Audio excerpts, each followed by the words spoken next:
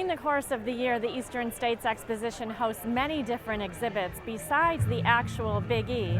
This past July, the grounds here featured an event including everything and anything to do with the circus, including a Catholic group that ministers to the spiritual needs of those who perform under the big top. Steve Kiltonic visited with some of the priests who belong to the little-known Circus and Traveling Show Ministries. Just about everybody, from kids up to grandparents, loves a circus. When the ringmaster yells out the familiar, "Ladies and gentlemen, boys and girls, children of all ages," all wait in anticipation for that favorite act to appear in the center ring.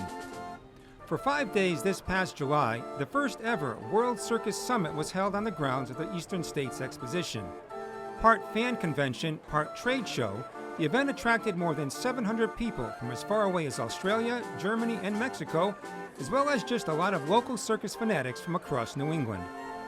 On display at the summit were all types of circus memorabilia, like vintage posters, as well as clown supplies, clown associations, small-scale circus models, horse shows, various seminars, and even the Big Top itself, courtesy of the Cole Brothers Circus.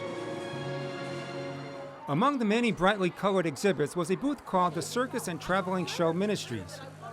This unique group was established by the United States Catholic Conference of Bishops way back in 1928. Its mission is to serve the spiritual needs of the estimated 4,500 Catholics who work in over 60 traveling circuses, as well as the thousands more who work in carnivals, rodeos, and auto racing. Father Jerry Hogan has been the National Circus chaplain for 22 years. His interest in the circus began during his childhood, when he sat in awe at his first circus in the Boston Garden. His interest grew when a neighbor who worked with the Ringling Brothers Barnum and Bailey Circus introduced Jerry to many performers at the local circuses. At 16, he met Father Ed Sullivan, longtime circus chaplain, and years later, after being ordained, Father Jack Toner from Hartford.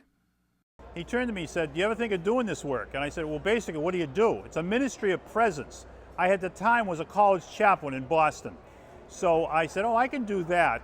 So Jack got sick, and he gave my name to the bishops. So basically, they came looking for me. Over the last 22 years, Father Jerry has logged thousands of miles following circuses as they crisscross the country. He spends about 100 days, sometimes more, on the road. We work with all the different shows, especially Ringling Brothers Barnum Bailey, because they're the largest. But we take care of all the circus people and all the performers and the people back in the back lot, we call the backstage, where they work. The rest of the year, Father Jerry fulfills his priestly duties between St. Michael's Parish in North Andover, Mass. and St. Martha's in Sarasota, Florida. We do a lot of baptisms, we can even do confirmations, and we do marriages, and we do all the sacramental work that a regular priest would do. Father Hogan was instrumental in getting the ministry permission to perform sacraments center ring under the big top. And I've said many masses on elephant tubs. I've said mass in Madison Square Garden. Wherever you are, you have to adapt to the situation. And you have to do the mass very fast. Father Jerry spoke about a confession he heard next to a tiger cage. I was standing in the middle. The concession person wanted to go to confession on one side, and the tiger was on the other. And I'm listening to the confession. I could smell his breath. I said, "Oh, this is interesting." So I absolved the person. He left, and I turned to the tiger, and I just said to him, "You want to go next?" He said the public has many misconceptions about the circus and its performers. People have always had this impression that they're like gypsies, tramps, and thieves. And a lot of people think that they abuse their animals. The animals are well trained and well taken care of. I know them very well. They're my parish, they're my people, love them dearly, and they love working in the circus, but they also have a great faith. A lot of them know that they have special gifts, and those gifts come from God. Whether they're training animals, whether they're doing hand balancing, walking a wire, doing a trapeze, a lot of time, a lot of practice, and they realize who they are. A lot of them will want to stop and pray. They have a great sense of that. I think better than the outside world. The Circus and Travel Show Ministries consists of 3 active priests, some part-timers, and several sisters. Father Richard Notter is a retired pastor from Toledo, Ohio, who has served in circus ministry for 20 years. The circus is community, and here everybody's on the same level. It doesn't matter if you're a star or a worker, what's your nationality, your race, you know, we're all kind of one. And I think the people accept us that way as well. Father Nodder adds that although the life of a circus priest can be challenging because of its transient nature, there are many benefits. It's certainly very rewarding. The people are so appreciative. You know, they have very little opportunity to have contact with the local church, and so it's important that we have this ministry for them.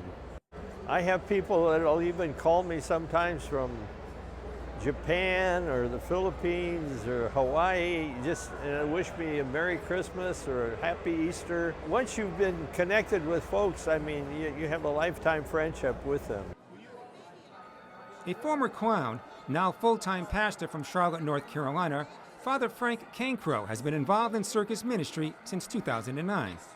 I would classify my ministry as a ministry of presence, primarily just being present to the spiritual needs that a whole company has. And those spiritual needs are as varied as celebrating sacraments or saying Mass if they're Catholic, but it's also providing for those moments of question or fear, say someone who's a performer in the sky or someone who's putting together a new routine, the ability to be encouraged.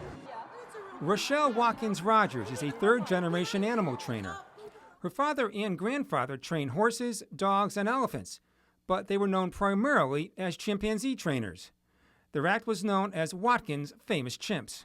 I was like maybe like 4 years old the first time I was on stage, and I had a costume, and they got a baby chimp that was called Mickey, and so we would always have the baby chimps on stage.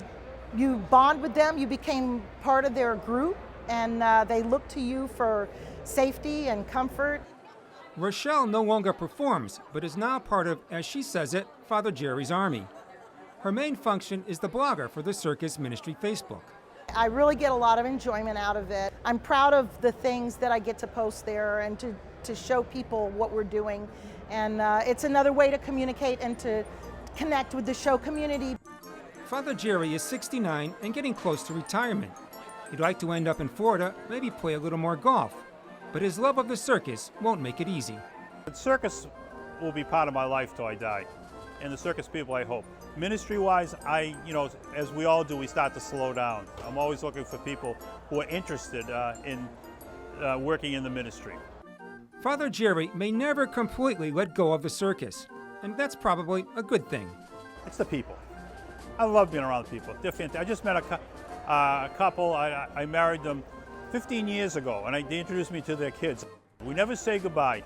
We say, see you down the road. I might not see a person for 3, 4, 6 months, and we pick up the conversation where we left it off. But we never say goodbye. See you down the road. For Real to Real, I'm Steve Kiltonic.